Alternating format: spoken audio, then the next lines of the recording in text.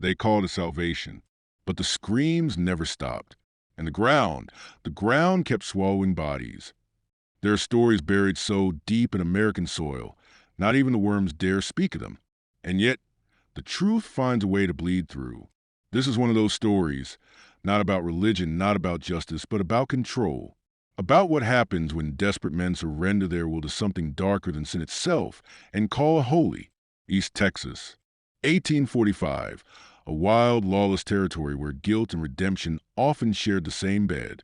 Into this chaos stepped three brothers, Malachi, Cornelius, and Jebediah Damnation, each cloaked in scripture, each promising purification for the broken. What they built wasn't a ministry. It wasn't even a cult. It was something far older and far more dangerous. A ritual machine that fed on guilt, pain, and flesh. They called their sites redemption camps. But what unfolded inside those canvas walls was not salvation. It was consumption. Hundreds entered. Most were never seen again.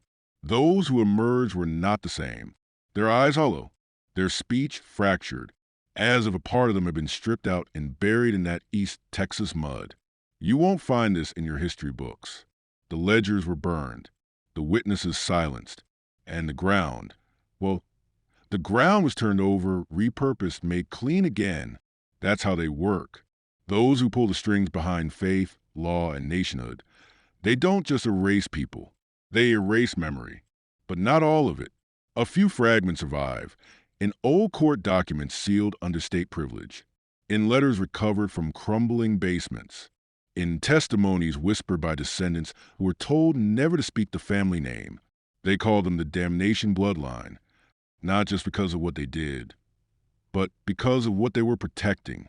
This video is not just about a forgotten atrocity. It's about a system, one still alive in different forms today. A system that punishes the broken, rewards the cruel, and baptizes control in the language of God. You ready to go deeper? Because once you hear what I'm about to tell you, there's no going back. You were never meant to hear this part. After the Civil War, when the South lay smoldering and broken, the redemption camps didn't vanish. They multiplied. The devastation of war provided them cover. Orphan boys, widowed mothers, deserters, addicts, all easy prey. The Damnation brothers had mastered the art of finding the wounded and turning pain into obedience. But here's what most don't understand. This wasn't just brutality for brutality's sake. It was engineered suffering, ritualized, structured, designed to do something deeper than just torture the flesh. They were crafting obedient vessels, men and women stripped of ego, identity, even memory, and rebuilt in the image of something other. They called it ascension. To outsiders, it looked like fanatic revivalism, fire, brimstone, blood, and Bible. But behind the sermons were carefully orchestrated protocols, trauma cycles, isolation, sensory deprivation, and forced confession, techniques that wouldn't appear again publicly until 100 years later, when intelligence agencies began experimenting with similar methods under different names, MKUltra, Project Artichoke, Bluebird. But the Damnation brothers were doing it in 1850. And they were good at it because they had help. Hidden in the journals of Cornelius' damnation, which survived only because they were misfiled in a small-town courthouse in Nacogdoches, is a single phrase that repeats again and again. The ones who whisper. No names, no faces, only instructions. Cornelius records visions, commands, methods delivered in dreams, in tongues, in what he calls the unvoice. Some scholars have dismissed this as madness. But others, the kind who don't speak openly, suggest something else, that the Damnation brothers weren't just sadists playing preacher. They were conduits, and what flowed through them wasn't divine. Think about it. How did three rural brothers in the 1840s create a system so sophisticated that it mirrors modern psychological warfare? How did they move across states, manipulate newspapers, silence investigations, and vanish the bodies of over 300 souls? Without institutional protection, unless they were the institution, or worse, unless they were feeding it. Tonight, we're not just uncovering a forgotten family. We're unmasking a blueprint, one used again and again by regimes, churches, cults, and corporations. Control the body, break the will, rebuild the mind, then erase the past. You've taken the first real step into darkness. Now we follow the bloodline. Malachi and his brothers believe their ascension rituals cleanse sinners. But beneath that veneer, they were birthing something far more insidious, a legacy. Because the camps didn't end with their deaths, they transformed. The brothers had no children, but they recruited disciples. Broken survivors were remade into teachers, midwives, even preachers who carried a methodology outward like a virus. And every disciple carried the lessons deep into new communities, spreading hidden doctrines cloaked in salvation. One such disciple was a man known only as Elias. Today, nearly untraceable, Elias wrote in his private journal, "He gave me power through brokenness." That sentence alone reveals the true architecture of this scheme. Not just salvation through suffering, but power over suffering. Elias wasn't simply a follower. He became a node in a network, translating the brutal purification into a tool of manipulation. Social, political, psychological. Survivors believe these ghost doctrines seeped into institutions from workhouses to reform schools to early prisons. More than folklore, they became organizational doctrine, weaponizing trauma to enforce obedience, silence, conformity. Think about that. The psychological frameworks used to break a man in an East Texas camp were repurposed by faceless bureaucracies, bankrolled by elites who demanded discipline, loyalty, unquestioning execution. For a few broken men, these methods became a pathway to power, and they use them again and again and again. But here's where it gets more disturbing. Elias claimed contact with the ones who whispered too, surviving recollections of secret meetings in candlelit rooms where nameless benefactors observed and instructed. These sessions weren't about salvation. They were strategic. And the insight they sought wasn't spiritual. It was behavioral. They measured terror's effect on memory. They cataloged confessions. They designed ceremonies to fracture faith so utterly that the fractured psyche became malleable. Hundreds of miles from the camps, new structures followed. Isolation wings in prisons, enforcement of shame rituals in reformatory schools, psychiatric experiments disguised as therapy, and even corporate training sessions using breakdown rebuild exercises. Initiates whispered of redemption by rupture, the principle that only the controlled tearing of one's soul could birth a new obedient shell. Could this be coincidence? Or is this the hidden hand behind modern systems of control? I won't lie, theories this radical unsettle most. But only because they threaten the comfortable narratives we're taught, that time moves forward, that institutions evolve morally. But what if certain institutions are built on the bones of these early camps? What if they still owe their structure to ritualized trauma? If you feel the darkness pressing in, that's not paranoia. That's awakening. Because knowing this means seeing control networks you never knew existed. And that's the first step to dismantling them. You felt the echo of their methods. Now it's time to meet the ones who paid for the blood. No ritual survives without resources. No doctrine spreads without protection. And the damnation camps, while appearing as frontier ministries, were funded, federal guarded, because someone needed them to exist. Someone who understood that power isn't taken by force, it's cultivated through submission. Private ledgers recovered in 1881 from a hidden compartment beneath the damnation family's central chapel in Caddo Parish named 3 benefactors. Not preachers, not saints, bankers, landowners, judges, men with respectable reputations and filthy secrets. They refer to themselves only by aliases, the owl, the harrower, and the third mouth. The records show transfers of livestock, gold coin, and, in some cases, indentured servants. Payment rendered in exchange for a refined process of moral reconstitution. Moral reconstitution. That's how they describe the torture of human beings. But what they were after was far more than purity or faith. They were testing human limits, psychological thresholds, obedience under duress. They weren't interested in saving souls. They were building models, refining tools, preparing techniques that could be franchised, institutionalized, and normalized over generations. These financiers didn't vanish with the brothers. Their descendants appear quietly in later institutions, on boards of early penitentiaries, in governing bodies of 20th century orphanages, on the early funding rosters of intelligence programs no one ever authorized. One name appears repeatedly: the Caro Society, a private fraternal order founded in 1889 with a mission to illuminate the path of human will through discipline and purification. Guess where they acquired their foundational texts? Copies of Malachi's sermons, Cornelius' extraction records, and Jebediah's purification metrics, all meticulously cataloged under the euphemism, the doctrine of compliance. Still think this was just a rogue cult? Still think this is history? These techniques didn't die. They evolved into re-education camps, into interrogation programs, into behavioral correction facilities for children labeled troubled or defiant. The language became cleaner, the rituals more sterile, but the intent remained the same: break the will, shape the mind, extract obedience. Every time you see a child punished for questioning authority, every time a whistleblower disappears under psychological evaluation, every time a man is told his suffering is proof of moral failure, not a result of systemic design, you're seeing the fingerprints of the same philosophy. And still, most people refuse to look. But you're not most people. There was a place they never wrote about.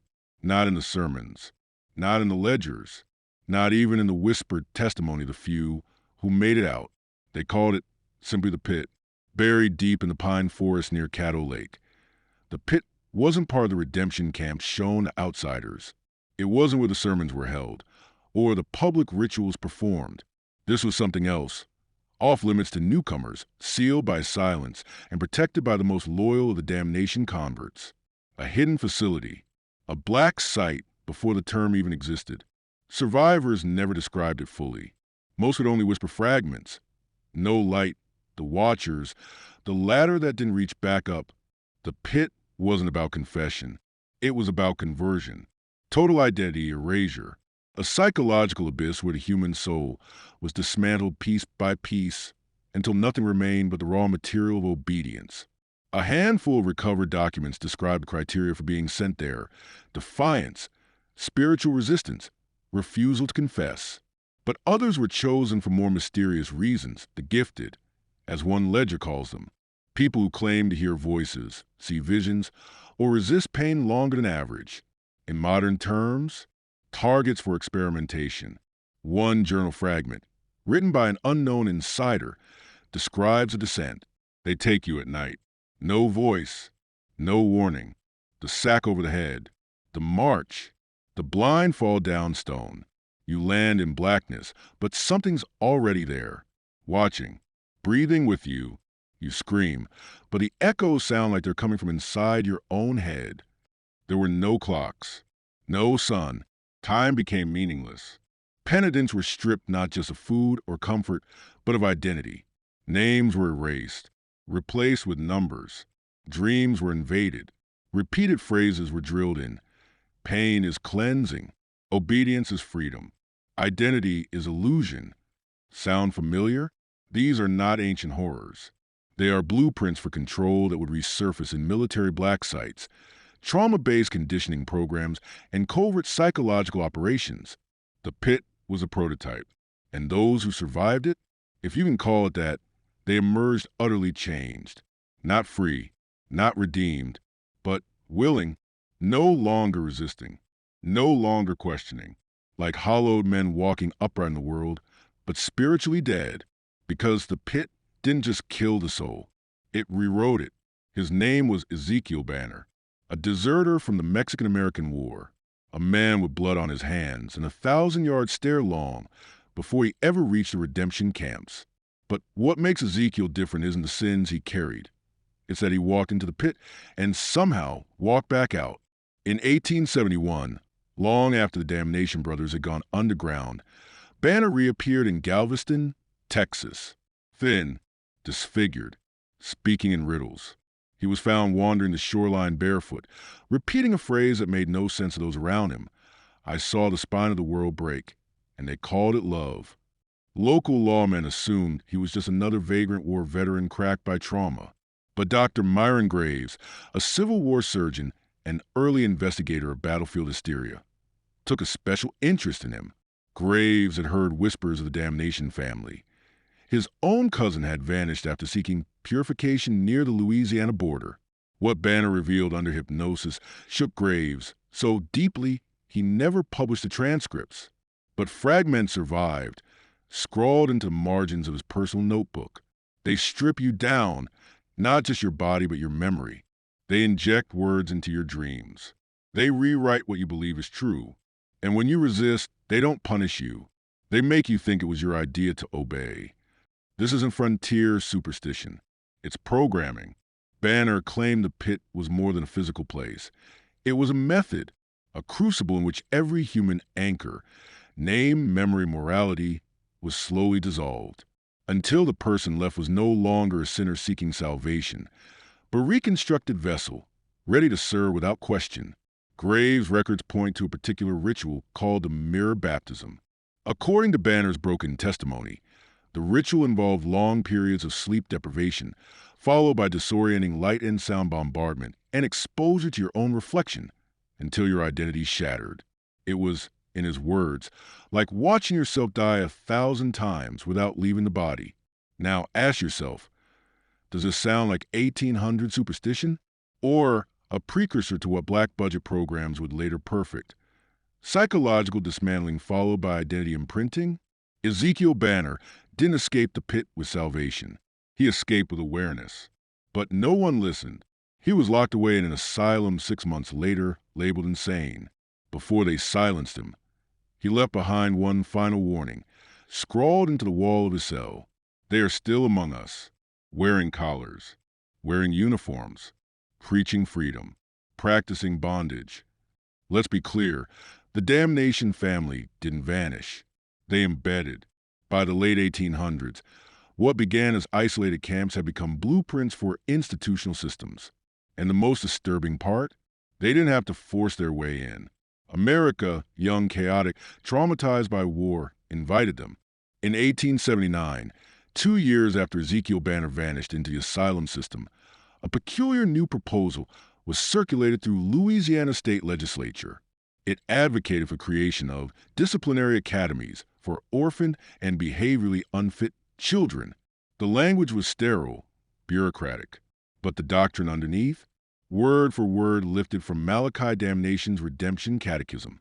And who sponsored this? A man named Reverend Alton Greaves, a former spiritual advisor to the Damnation family, now dressed in civic respectability, backed by donors with ties to railroad tycoons, prison boards, and the Carroll Society. He never used the term pit, but he built one metaphorically. His institution stripped children of names, assigned numbers, and used isolation, shock rituals, and shame fasting to produce compliance. By 1886, 3 of these schools operated in Louisiana, Texas, and Georgia. Their reports praised the transformation of wayward youth into obedient, structured, productive citizens. Behind the scenes, dozens of suicides, hundreds of unmarked graves, and the reappearance of chilling term in internal memos. Redemption through rupture. Let me make this plain. What happened in those woods wasn't destroyed. It was franchised, psychological operations, faith-based punishment rituals, re-education camps hidden as reform schools. And from there, the methods evolved again. By the early 20th century, the damnation doctrine found its way into early military hazing protocols, insane asylum treatment procedures, penitentiary isolation experiments, and covert training camps for domestic intelligence operatives. The same tactics, identity stripping, trauma repetition, dream disorientation, kept surfacing under different names: moral realignment, character correction, enhanced instruction. The language changed. The core never did. One former school official from the Greaves Academy later confessed under pressure. We weren't teaching children. We were breaking wild horses and building them back into guards. So ask yourself, if the damnation doctrine lives on in schools, prisons, churches, and even leadership academies, who really controls the system shaping society? Who taught your teachers? Who trained your preachers? What blueprint did they use? And how many of them traced their knowledge back to a family buried under pine roots and soaked in blood? They thought it was just another collapsed church, overgrown, rotting, swallowed by pine and moss in a forgotten corner of Caddo Parish. Locals called it the Ash Temple, though no one remembered why. A place children dared each other enter, and none stayed long inside, not because of ghosts, but because of what they heard beneath the floorboards. In 1902, a private team of surveyors, hired by the newly chartered Carroll Agricultural Initiative, was sent to evaluate the land for development. What they found wasn't a chapel. It was a cover. The floorboards collapsed beneath one of them. What lay underneath wasn't earth. It was stone, carved slabs, inverted crosses, a ring of rusted restraints bolted into the limestone floor, and in the center, a stone well with no water, just darkness, and a sealed box wrapped in blackened chains. They broke it open. Inside were manuscripts, old, brittle, some in English, others in a language no one could immediately identify. But they bore the seal of Jebediah Damnation, his personal crest, carved into human bone and pressed into wax. One document was titled, "The Four Forms of Compliance, a Blueprint for Absolute Subjugation." It was not spiritual guidance. It was a manual for psychological warfare. The text outlined a four-stage process: disorientation through isolation, rupture of self-image, insertion of external authority, reconstruction through reward and threat. But it wasn't theoretical. Each stage included step-by-step procedures, environmental variables, dietary controls, chemical additives, and sensory manipulation techniques. Remember, we're talking 1800s. And yet these rituals eerily mirror techniques that wouldn't appear publicly until the 1950s and 60s, under names like MKUltra, Project Artichoke, and early counterinsurgency training. How did a secluded cult in the Pine Woods prefigure the exact same methods by nearly a century? Because the Damnation family wasn't inventing madness. They were preserving something older. At the bottom of the well, the surveyors found a metal ring drilled into the stone, attached to a sealed trapdoor. Only one dared open it. What he saw below was never formally recorded. But the next morning, he was found dead. No wounds, just a look of absolute terror, frozen on his face. The remaining team abandoned the site. The Carroll Initiative quietly pulled out of Caddo Parish. The trapdoor remains unopened, but the texts, they were not destroyed. They were handed off to a private collector with ties to the early CIA. They say history is written by the victors. But sometimes, the darkest parts are ghost-written, by the forgotten, the hidden, the buried. When the Damnation manuscripts were unearthed in 1902, they didn't go to a museum. They didn't end up in state archives. They were sold, privately, quietly, to a man named Horace Bainbridge. On paper, he was a textile magnate from Boston. In truth, he was one of the early funders of a covert research wing within the American Psychological Warfare Department, what would eventually become known as Project Whisper. Bainbridge had one obsession: psychological control. He believed America's next war wouldn't be fought on battlefields. It would be fought in minds. And when he received the Damnation texts, he knew he wasn't looking at some rural superstition. He called them a technological relic of spiritual engineering. By 1917, excerpts from the manuscripts were being studied at Camp Peary, an early intelligence facility in Virginia. The techniques were dissected, renamed, adapted. Rupture of self-image became personality fragmentation. Insertion of external authority was filed under suggestibility amplification. Sound familiar? That's because they reemerged decades later under more official-sounding labels during the MKUltra trials. Terms like ego death, behavioral restructuring, and trauma-induced reprogramming. But they all point back to the same place: the pit, the chapel, the chain-sealed box, the Damnation blueprint. In 1949, a memo surfaced in the CIA subcommittee discussing anomalous historical documents currently informing deep structure interrogation protocols. Attached was a scan of the original Damnation crest, now labeled Artifact D72, B source, pre-mass control era/Louisiana. It gets darker. A team of psychiatric consultants working for the Defense Department in 1952 requested access to legacy control literature sourced from occult rural frameworks. Internal notes confirmed that at least 6 of the Damnation family's psychological procedures were being actively trialed on unwitting subjects. Among them, the mirror baptism protocol, fragmentation via reflection-induced panic, the silent pit method, isolation without time cues, the redemption spiral, a loop of confession reward punishment to induce surrender. These weren't spiritual practices. They were control systems. And the government didn't invent them. They borrowed them. So the next time someone tells you the world just got more controlling with time, remember this. The techniques used to break men in black sites, to rewrite identities in secret prisons, to silence whistleblowers and dismantle resistance, they were all perfected over a century ago by a family that claimed to serve God, but served only power. In Section 10, we look into the eyes of the man who reactivated the damnation doctrine for modern use. A Cold War agent who once called the old rituals sacred tools in a war for minds. And what he did with them will chill you. His name was Edward Mallory Thorne, code name Crucible. He wore a suit like a preacher and smiled like a man who'd never lost a war. But inside Langley, he was known as something else. The operator who brought the pit to the Pentagon, born in 1912.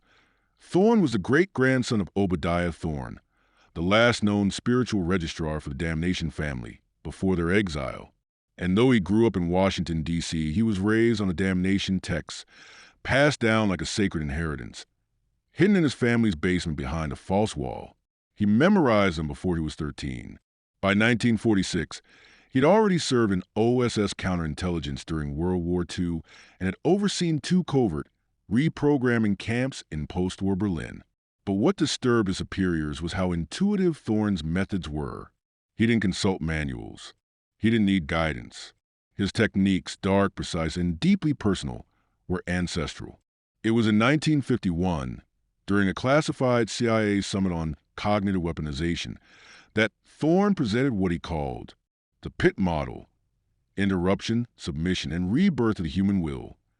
The pitch wasn't theoretical. He brought in a subject, unwilling but compliant, and, over 72 hours, demonstrated a complete personality inversion using only sensory manipulation, fasting, rhythmic exposure, and deep scripted shame cycles.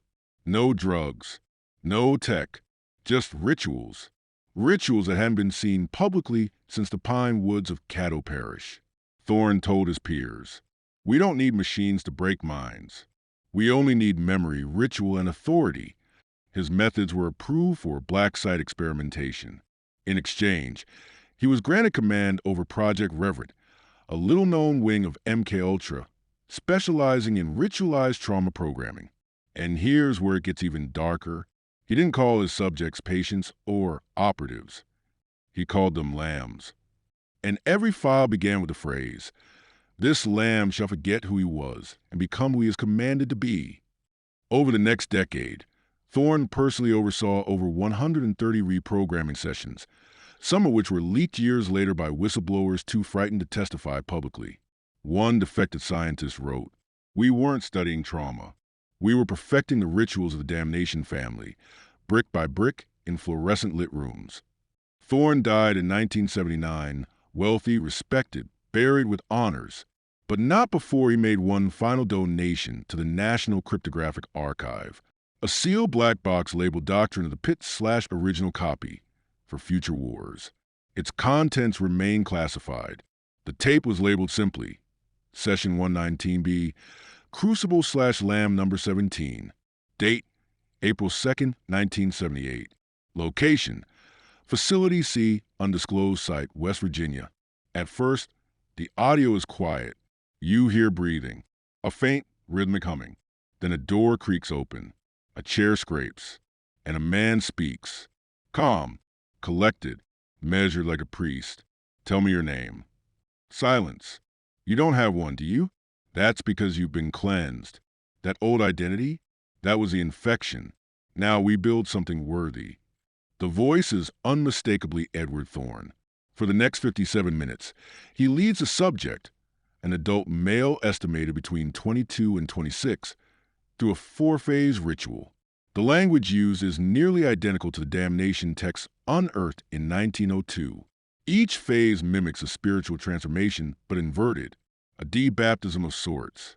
Phase 1, The hollowing. The subject is deprived of self-reference.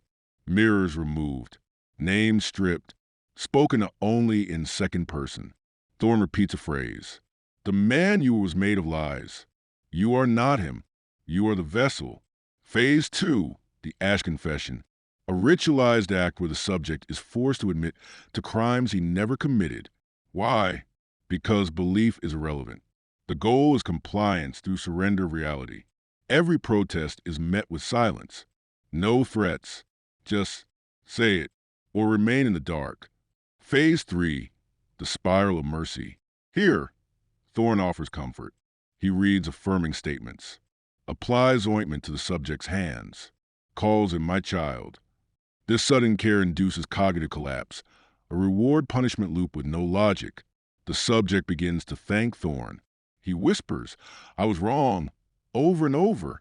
Phase 4, naming the vessel.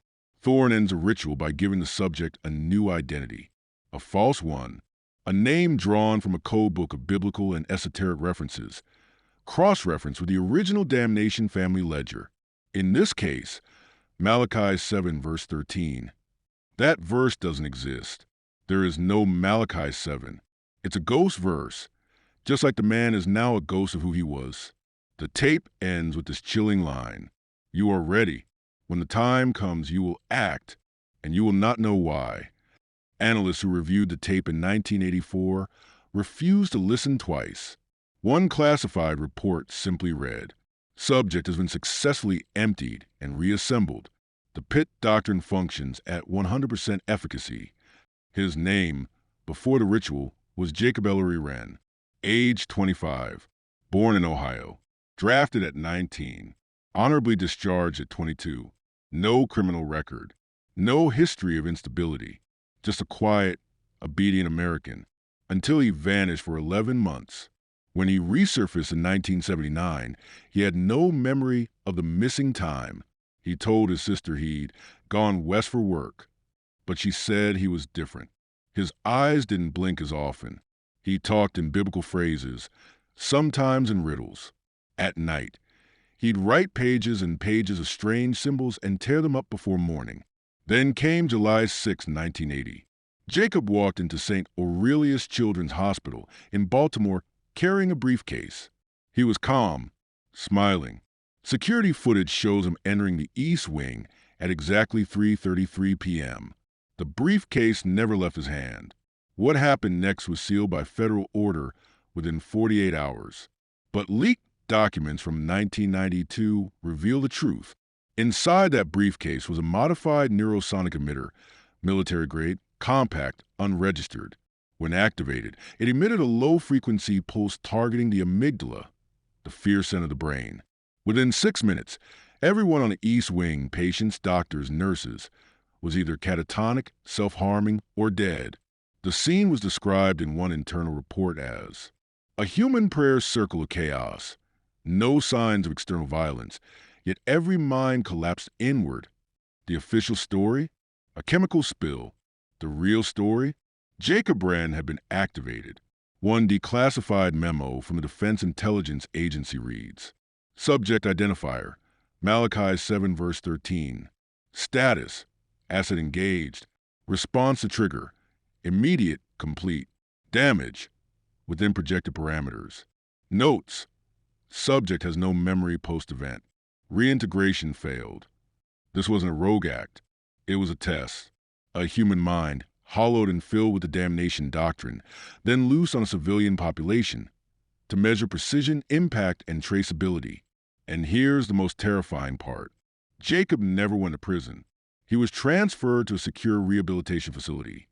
But the location? Unknown. The name? Wiped. And 3 years later, a man matching his exact description was spotted at a secure briefing in Quantico, wearing a visitor badge, standing behind a high-ranking official during a closed-door meeting. Some say Jacob was a one-time weapon. Others believe he was just the first of many. What began as a cursed bloodline became a global weaponized doctrine.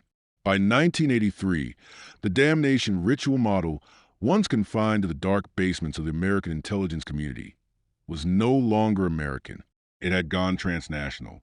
Following the St. Aurelius incident and the successful activation of Malachi 7 verse 13, redacted cables surfaced and leaked NSA logs showing discrete knowledge transfers to several allied and non-allied nations. The code phrase used? The furnace is hot. Every time that phrase appeared in foreign intercepts, one thing followed: a shift in population behavior patterns. Cult formation, mass delusions, ritualized violence, or extreme ideological obedience within closed communities. Here's what the record reveals. 1984, Turkey. A sudden rise of a religious cult called the Disciples of the Hollow Book in the southeastern region of Anatolia. Within 9 months, over 2,000 members disappeared into underground compounds. No formal ideology, just repeated mantras about shedding the skin of the world and ascending the spiral. Turkish intelligence raided one of these sites in 1985. Inside, they found a perfect replica of the damnation pit structure described in Project Reverend Blueprints. How did they get it? A Turkish counterintelligence officer later admitted during a secret tribunal. The Americans sold us the doctrine. We thought we were buying a tool. We were buying a demon. 1986, East Germany. In Dresden, a psychiatric institution known as Klinik Schwarzlich began experimenting with non-chemical trauma cycles to rewrite memory in political dissidents. 14 patients disappeared, records erased. But one nurse leaked a handbook titled, Reconstruction of the Vessel, Rituals of Rebirth for the Wayward Mind. The footnotes were in English. One passage read, This ritual is drawn from the Pit Doctrine, as refined by Crucible in 1957. Applied with discipline, it restores obedience without memory. 1990, Nigeria. In a remote region near the Niger Delta, entire villages began speaking a constructed dialect not native to any tribal lineage. Linguists brought and found the dialect to be a phonetic cipher, matching ritual incantations from damnation family texts. These communities claimed to receive visions from the man who spoke in spirals, a likely reference to Edward Thorne. Global intelligence agencies noticed, but instead of suppression, they replicated it. Why? Because this system of ritual-based psychological control worked faster, lasted longer, and left fewer traces than any drug or electric shock method ever developed. The pit was no longer a place. It was a template, exported, adapted, and embedded into political cults, military conditioning programs, and even religious revivalist groups funded by covert operations. As of 1992, internal CIA memos listed the pit model as officially unacknowledged, actively disseminated. In other words, we deny it, but we're spreading it. The question isn't how they did it. It's why it works so perfectly. To understand the terrifying success of the damnation ritual model, we must enter the realm where psychology ends and something far more ancient begins. You see, this wasn't just trauma-based control. It was ritualized inversion of identity, structured, repeatable, precise. The system was designed not to destroy the mind, but to remake it into something obedient, yet utterly convinced it was free. Here's the core blueprint, classified under Doctrine V. The 4 pillars of pit conversion. Pillar 1. Erase yourself through rhythmic dissociation. Participants were subjected to repetitive sounds, metronomic tones, chants, or phrases in altered frequency bands. The goal? To force the brain into theta state, where identity becomes fluid and external suggestion bypasses critical reasoning. This wasn't hypnosis. It was a ritualized seizure of consciousness. Thorne called this the washing. Pillar 2. Forced guilt through implanted memory. Subject was shown fabricated footage, simulated crimes, doctored photographs, manipulated audio, all designed to convince them they had done something evil. The visual shocks were paired with emotional stimulation. Smells of rot, cries of children, whispers in low frequencies. Within hours, 78% of subjects accepted false guilt voluntarily. They begged for redemption. Pillar 3. Confession and rebirth through naming. This is where the damnation family bloodline theology entered. Each vessel was given a new name, rooted in forbidden biblical verses, coded numerology, or extinct dialects from pre-Christian mystery religions. These names weren't random. They were keys, designed to bind a person's new identity into a framework of submission as purity. One recorded session shows a subject sobbing, whispering, "I am not Matthew. I am Vessel 9. I was born in flame. I serve the spiral." Pillar 4, the trigger. This is the darkest part. Every vessel was programmed with a personal activation phrase, embedded during the theta state conditioning. The phrases were usually meaningless to outsiders. Combinations like "the orchard waits" or "sleep beneath the spiral." But once spoken in the subject's presence, the result was instantaneous. Dissociation, command response, obedience to next instruction, zero memory of the event. One CIA file from 1987 describes a subject who, after activation, assassinated a federal judge in public, returned to his hotel, and spent the next 2 hours watching cartoons, unaware anything had happened. But why go to such lengths? Because the damnation family believed something profound.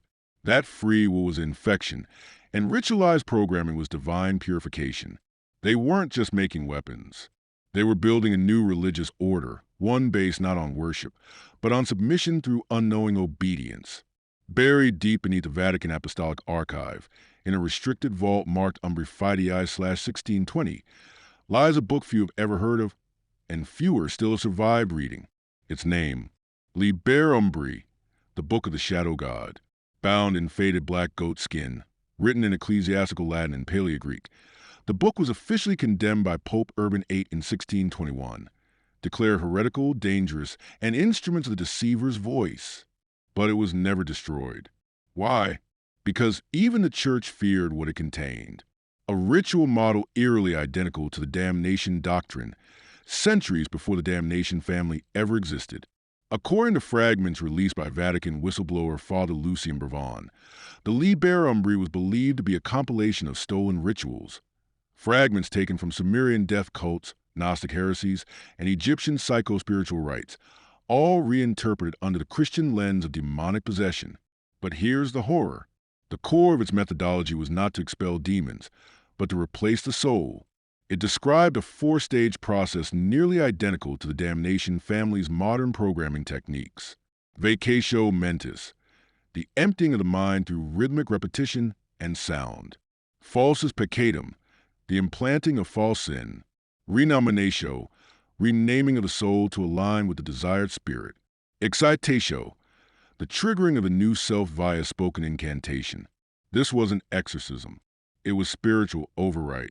And then came the most disturbing passage in the book. "He who walks without his name shall hear the true God, but he who is renamed by the shadow shall serve unknowing. His memory will fall like ash. His will shall not return." The implications are chilling. What the church deemed demonic in the 1600s, the U.S. intelligence community industrialized in the 1970s. And the connection doesn't stop at theory. Inside a leaked 1993 intelligence briefing labeled Project Ecclesia, CIA analysts detail an operation in 1965 where agents infiltrated the Vatican's occult research section. Their goal: retrieve documentation on ancestral ritual templates with proven behavioral override capacity. They succeeded. The files were handed over to Edward Thorne, who referred to Liber Umbri repeatedly in his unpublished notes. In one margin, he scribbled, "The shadow god is not a myth. It is the original pit." Even more unsettling, images surfaced from the damnation family estate in 1981, showing altar engravings matching glyphs found in the Liber Umbri. Somewhere in their twisted theology, the damnation family didn't invent their methods. They revived them, guided by ancient doctrines buried by terrified priests and forgotten over centuries. There are places on earth that feel wrong, heavy, silent, suffocating. The crypt beneath Église Saint-Nicolas in Marseille is one of them. In 1997, defrocked Archbishop Henri de Roche made a startling claim to a French occultist journal that beneath this 13th century cathedral, a sealed chamber had been discovered, one not listed in any church blueprint. He claimed it wasn't a crypt. It was a ritual vault, constructed before the cathedral itself. French authorities dismissed him as delusional. But in 2003, a private research team funded by an anonymous foundation reopened the chamber. What they found changed everything. At the base of the catacomb was a spiral path of human remains, dozens of skeletons arranged deliberately, not dumped, all facing inward toward a central altar stone carved with the spiral eye of the pit. The bones had been polished. Forensic analysis later confirmed these weren't medieval peasants. They were ritually prepared remains, their joints dislocated post-mortem, their skulls etched with a symbol matching the one found in Edward Thorne's private grimoire. The altar? It was cut from black basalt, magnetically reactive, and etched with Latin inscriptions that translated to, "What we bury here is not dead. What we awaken shall not remember the world." Among the ruins, sealed in a lead reliquary, was a vellum manuscript written in a hybrid of Latin and Proto-Basque, translated by a linguistic AI in 2018. It referred to a spiral doctrine brought to southern France during the Albigensian Crusade in the 13th century, when heretical Cathars were exterminated by the church. But the Cathars didn't die out. According to the manuscript, a splinter sect survived underground, preserving ancient rituals that predated Christianity, Judaism, even Rome. This sect called themselves the servants of the unbound vessel. They believed the human soul was a parasite, clinging to flesh, clinging to memory, clinging to freedom. Their sacred duty was to unbind it through ritual, trauma, and transformation. The soul must be made to forget itself. One line read, "Only then can the spiral speak." Now here's where the nightmare sharpens. DNA evidence from a tooth found in the crypt was processed in 2020. The result? 97% match to the damnation family mitochondrial line. This means what was buried in Marseille wasn't just symbolically connected. It was genetically connected. The pit was older than the American bloodline, older than Thorne, older than the Vatican's fears. This ritual system, the spiral, the memory wipe, the name change, the trigger phrases, was ancient. All Edward Thorne did was translate it into a modern machine. It was called Operation Excision, but the name never appeared in public documents. No press coverage, no official record, just a rumor passed among intelligence circles like a curse. The operation took place in November 2004, deep in the Scottish Highlands, under the cover of a joint NATO war games drill. But the target wasn't military. It was a crumbling estate known as Carac House, hidden behind dense pine forests miles from any village. Inside, satellite surveillance had detected heat signatures, chants, and unknown symbol formations drawn in ash across the snow-covered grounds. British intelligence suspected a rogue cult, but what they found was something much older and much worse. The raid team entered at 3:12 a.m. What they discovered was a replica of the pit ritual model, recreated in precise detail. Spiral glyphs painted on walls in black oil, chambers with mirrorless rooms, used for identity erasure, walls lined with child height restraints, audio recordings looping phrases like, "The name is not yours, the self is a cage." In the center of the estate was a stone altar, cracked and blood-stained. Next to it, a group of 11 children, aged 6 to 12, sitting in absolute silence, eyes wide, hands folded. They didn't cry. They didn't resist. They only spoke when asked a specific phrase. "Who do you serve?" Their answer, in unison, "The spiral." Each child had a shaved head and a number tattooed into their inner arm in faint red ink. They didn't know their original names. They referred to themselves as vessels, followed by their number. One girl, Vessel 7, whispered something that froze every operative in the room. "The old blood sleeps. But the architect is not gone. Thorne lives in Spiral. He will awaken the restored pit." Inside a hidden basement vault, the team recovered over 2,000 pages of documents, ritual scripts, psychological control diagrams, and references to Project Umbra, the original CIA brain control pilot program. But this was no rogue cult. This was a continuation, a damnation cell, one of several, seated across the world, waiting for activation. And most chilling of all, a folder marked Genealogical Directive, Spiral 13, containing birth records, adoption files, and foster care transfers for over 300 children across the UK, all traced back to American orphanages, military hospitals, black budget psychology programs, Edward Thorne was supposed to have died in 1989, burned alive during a compound fire in Nebraska. But according to a voice recording found at Kerouac House, he wasn't just alive. He had transcended.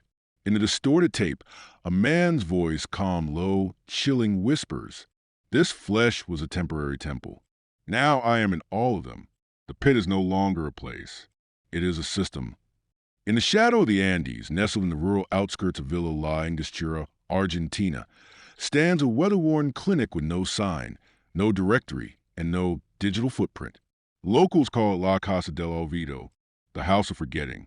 Officially, it was a trauma recovery center, opened in 1982 by an American doctor under the name Robert Kelmar. But to those who survived its walls, he wasn't Kelmar. He was Dr. Adrian Vale, a high-level MKUltra defector.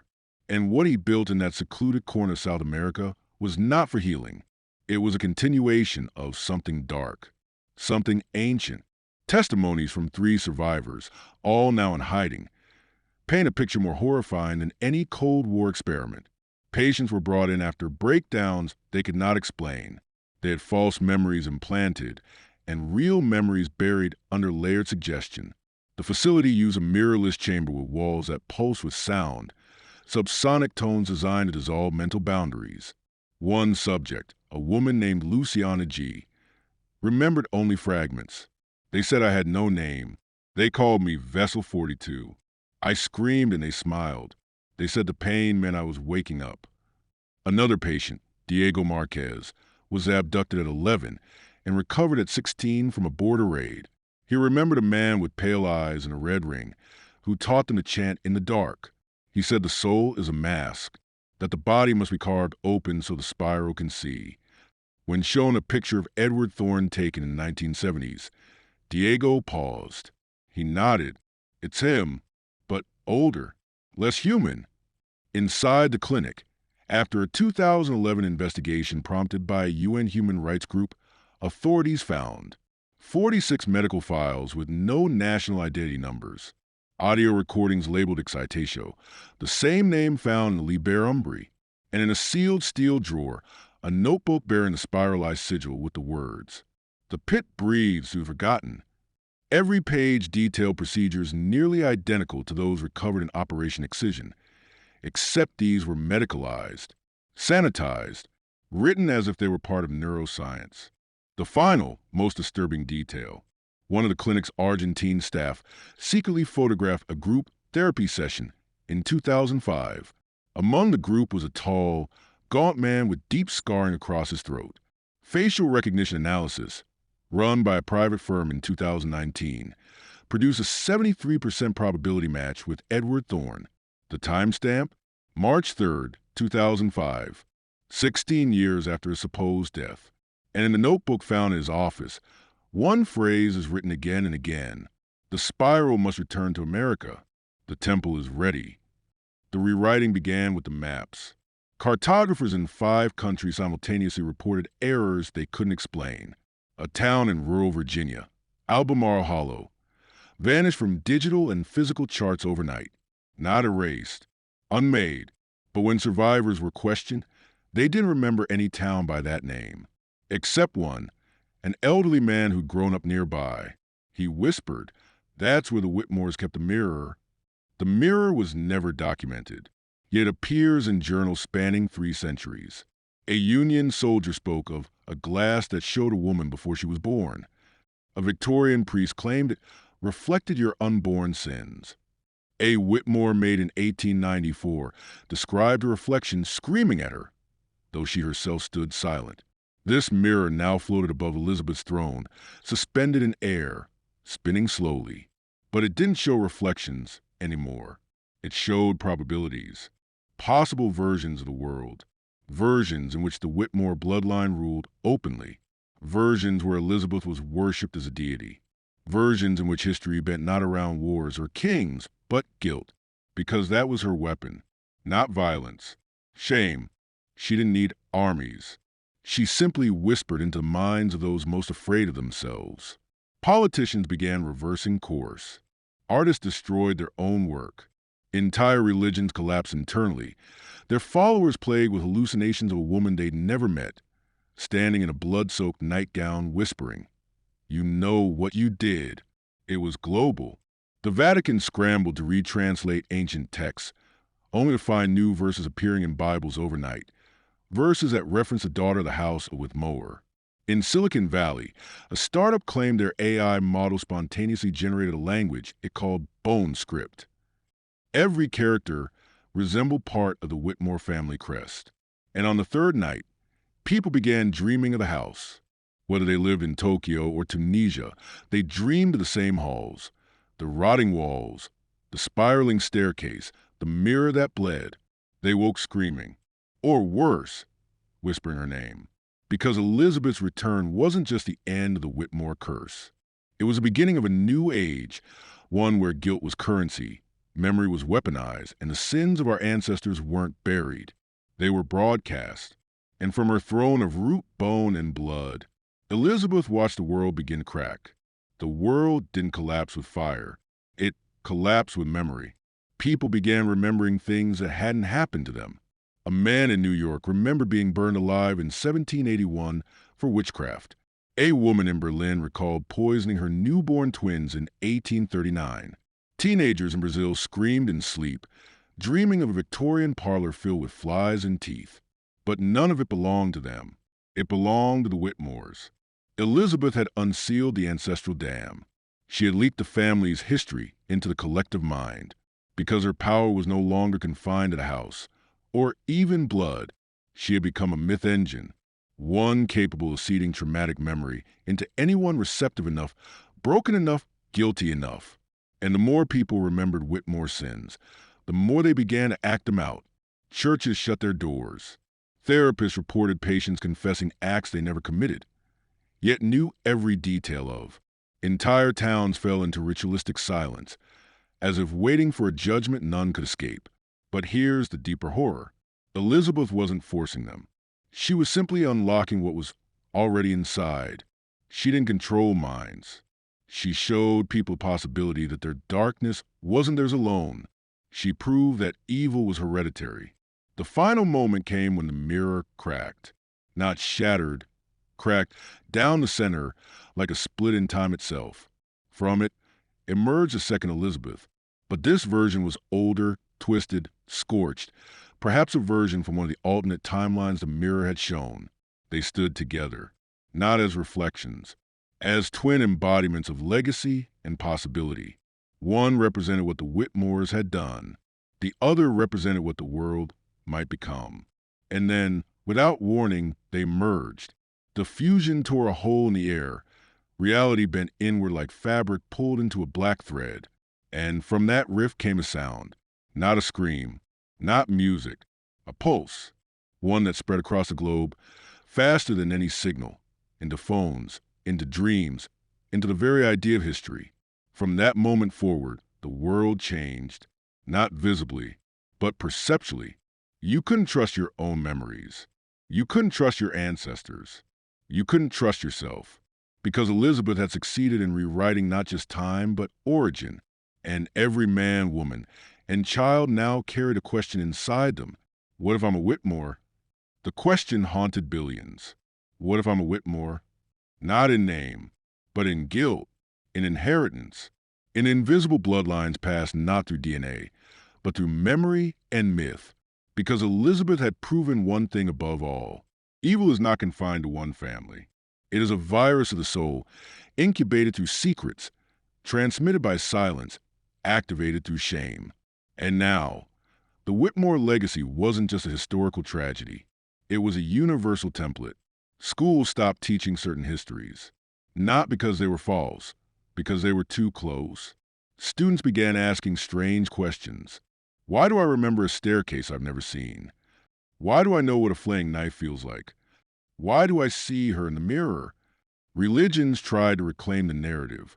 They declared the Whitmore saga a collective psychosis. But then sacred texts, some thousands of years old, began showing alterations, mentions of Whitmore as a wandering daughter of Lilith, references to the bride of shadows in Quranic footnotes, previously unseen. Ancient Sanskrit scrolls revealed diagrams, nearly identical to the floor plan of the Whitmore house.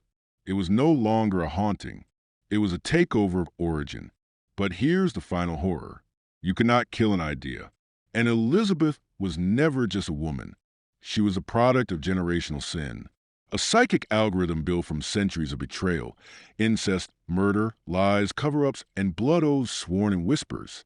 She was a perfect inheritance, one that no family could avoid. Even now, as you listen to this, look closely at your lineage, at the gaps in your family tree, at the relatives no one speaks of, at the attic no one visits, at the mirror that no longer feels like it's showing just you. Because if the Whitmore story has reached you, it means a memory has already nested. It means her name is already buried inside your dreams. She doesn't need a body anymore. She lives in story, in digital archives, in whispers, in the mere act of watching. So when you close your eyes tonight and you hear footsteps in the hallway and you smell burning roses and you see a woman in white, mouth sewn shut, staring into your soul, don't scream. It's not a ghost. It's just your inheritance. The Whitmore legacy is now yours.